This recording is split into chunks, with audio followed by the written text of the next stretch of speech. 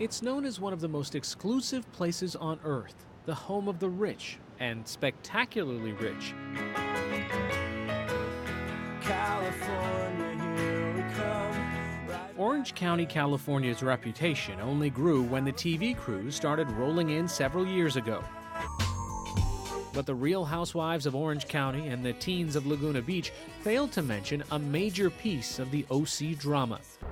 The county is also among the top 10 in the U.S. for childhood food insecurity. The term means that along with the yacht clubs and average home prices of nearly $2 million in some spots, Orange County also has more than 150,000 children who don't know where their next meal is coming from. We're going to try to have the... Paul Leone is the president of the Illumination Foundation, a group that helps struggling families find housing and stability. Orange County is basically the tale of two cities. We have the area that we're standing in right now, which is Newport Beach, is the richest city in the nation. And then 17 miles away, we have one of the most densely populated and poorest cities in the nation. Among the poor are thousands of low-income workers who support the county's luxury economy. Before Leone's foundation intervened, kids in the Tena Pacific neighborhood of Anaheim often skip meals. Michelle Cummings, who volunteers for the foundation and lives in Tena Pacific, was one of the first to recognize how hungry her neighbors were. One night we had pizza delivered and a kid came over like a half an hour later and he was like, "Do you have any leftovers? I'm really hungry." And I was like, Are you serious? And he's like, "Yeah, I'm hungry." And I'm like, "Oh, come on, here, take it, the rest of it." Cummings made some calls and helped organize a program called Kids Cafe. Now, each day after school, she passes out fresh food dropped off by a local food bank. Okay, go sit at your tables. The kids call Cummings the lunch lady, a point of great pride for her. Because not long ago, she and her 9-year-old daughter, Sophia, didn't always have enough nutritious food either.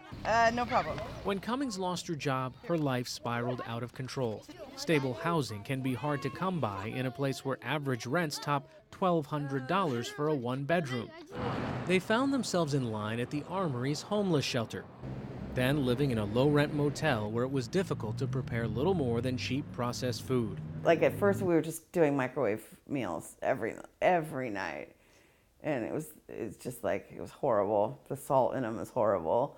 So before I got like cooking stuff, we were living off microwave meals, definitely. For Cummings' health, it was a recipe for disaster. Within months, she gained close to 40 pounds. That worried her. But even more so, she worried about Sophia, and for good reason. Recent studies by the National Institutes of Health suggest that a lack of nutritious food, especially during childhood, can have long-lasting physical consequences that linger for years, if not decades. Among them, anemia, early-onset diabetes, high blood pressure, cardiovascular disease, depression, stunted intellectual growth, and obesity. It's that last point that many find hard to reconcile, the presence of malnutrition and obesity at the same time. But most processed foods, while high in calories, simply don't contain the nutrients that are so crucial to good health and productivity. There's also evidence that the body stores fat differently in times of stress, and that alternating between eating more when cash and food are plentiful and less when they're not triggers the body's feast or famine reflexes. The result? Weight gain.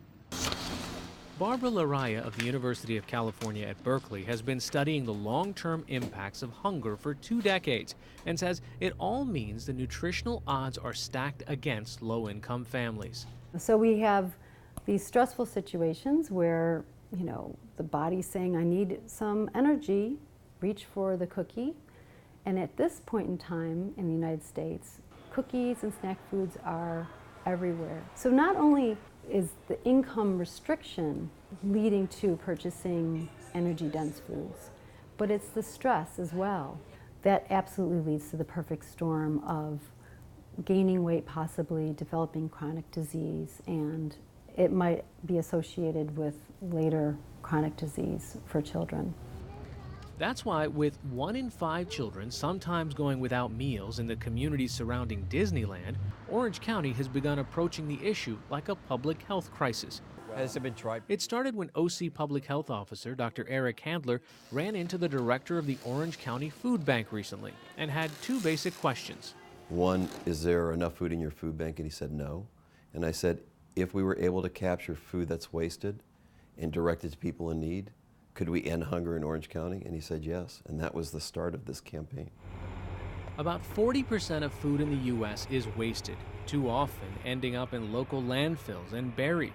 With that in mind, Handler started pushing the idea that businesses can easily change their habits and have an impact. So, for the past few months, Handler and his team have been hitting the road in Anaheim. We are very hopeful that there will be significant increases in number of establishments donating food. Hoping to target first the largest food producers, places like Disneyland, Angel Stadium, the Anaheim Convention Center, and the Honda Center. Our goal is to find out which establishments are currently donating food and which are not, and those who are not donating food to educate them to the fact that they're not held liable if the food is correctly prepared. One of the companies working with the Waste Not OC Coalition has already shown the concept can work. The Cheesecake Factory near Disneyland donates 200 to 300 pounds of food each week that's been fully prepared but left unserved.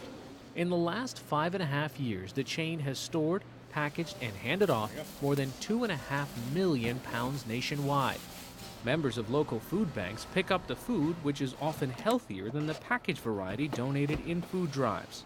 Hi, how are you today, Dr. On the consumer end, the Waste Not Coalition is also working to convince Orange County healthcare providers to ask questions about hunger during routine primary care visits. Is there any time in the last couple of months that you've had difficulty financially purchasing adequate food, fresh fruits and vegetables for him or your family?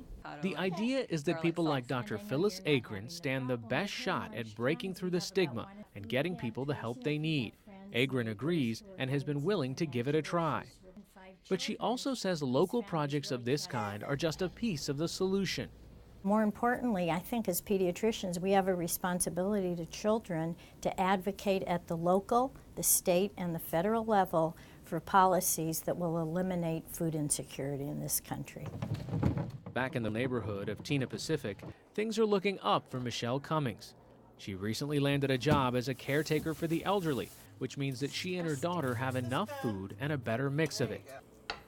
Now that she has a kitchen, Cummings can buy in bulk, cook from scratch, and make her food stamp dollars last. Like, I wouldn't say I can buy whatever I want, you know. I don't barbecue steak every night, that's for sure, but I make it stretch. On the menu this night, reheated soup laced with fresh vegetables. Not the most elaborate meal in Orange County, but at least it's healthy, she says, and enough.